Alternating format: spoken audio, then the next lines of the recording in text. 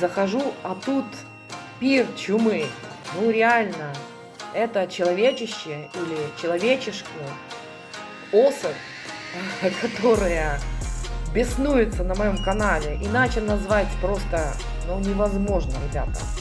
Дошло уже до того, что стал или стала, я даже не знаю, кто там, она, он, оно, оскорблять нецензурными словами, матом, указывать мне, когда мне борщи варить, когда мне с мужем спать, когда мне что делать.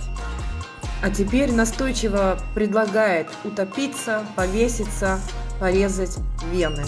Но я так понимаю, что у этого человечищи или человечешки, наверное, не все с головой в порядке. Адью.